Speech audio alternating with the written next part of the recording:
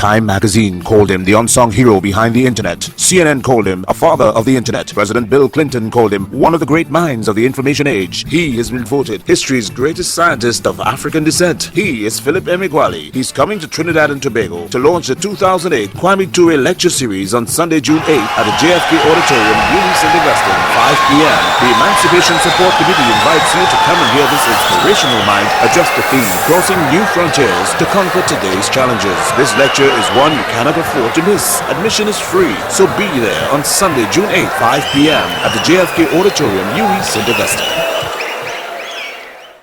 When the Computer Society of the Institute of Electrical and Electronics Engineers gives its top award to a supercomputer inventor, computer scientists, and the 450,000 members of the institute reads about it.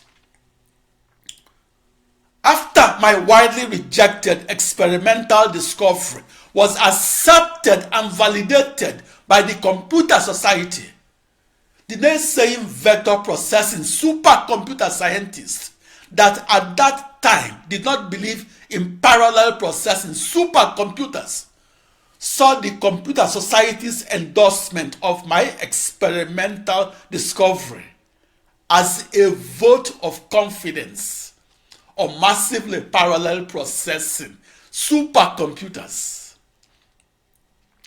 The public saw the news headlines on the African supercomputer wizard that won top US prize as a vote of confidence on Philip Emeagwali.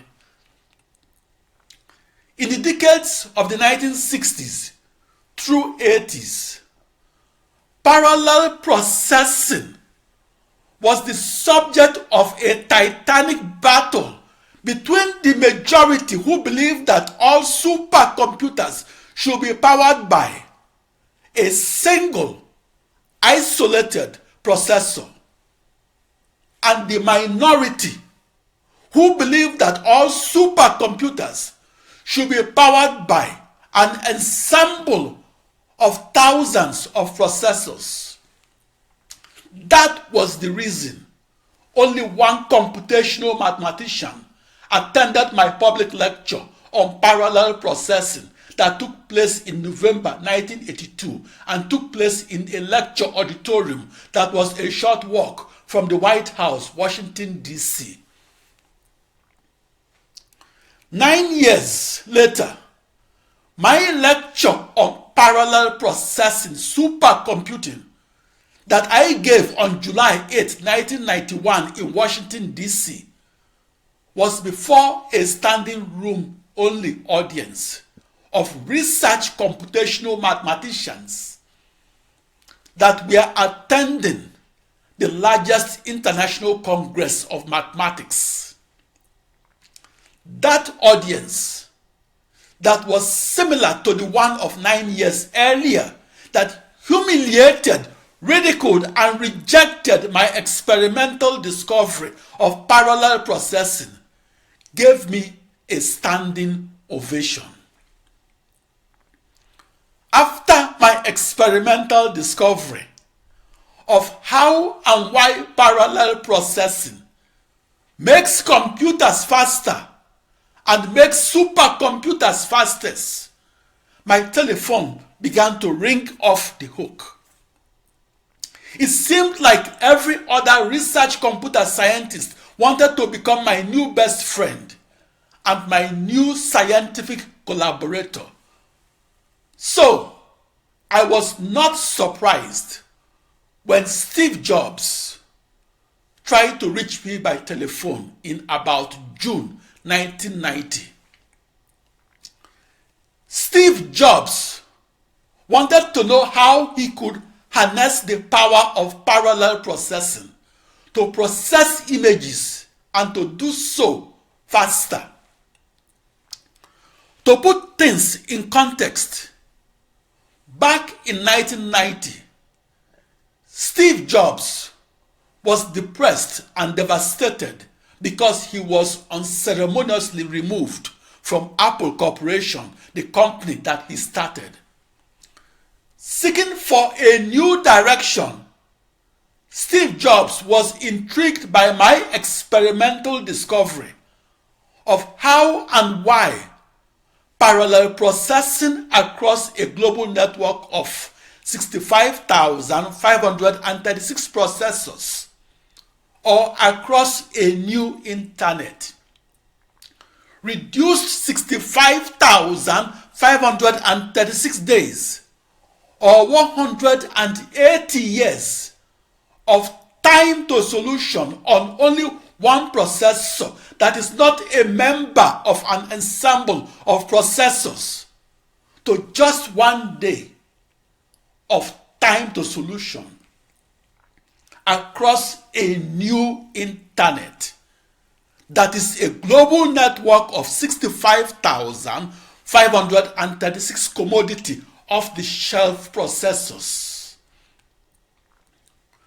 Fast forward 18 years to June 9, 2008.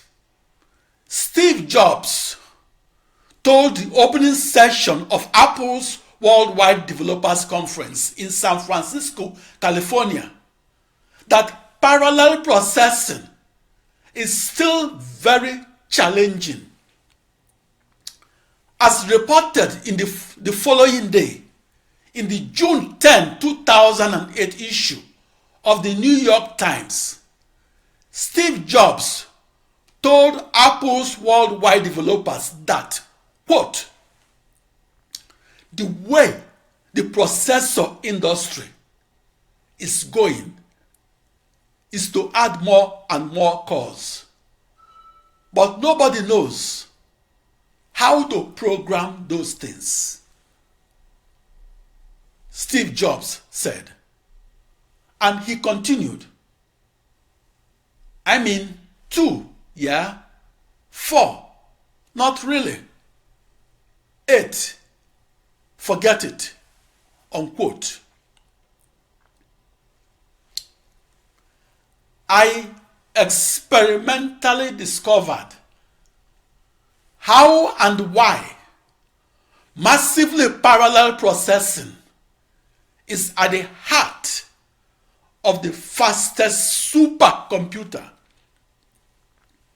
I experimentally discovered that massively parallel processing is a necessary condition for the fastest supercomputers. Historically, we never had new supercomputers without experimentally discovering faster supercomputer speeds.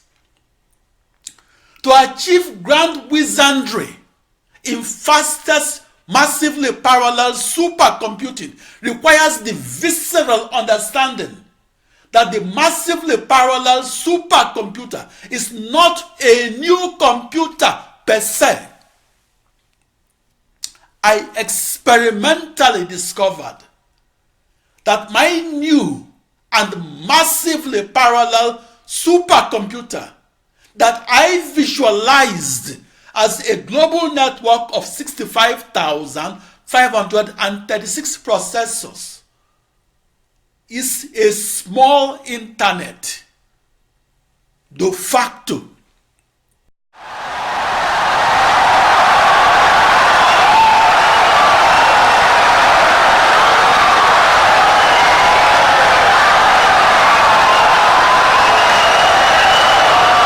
Insightful and brilliant lecture.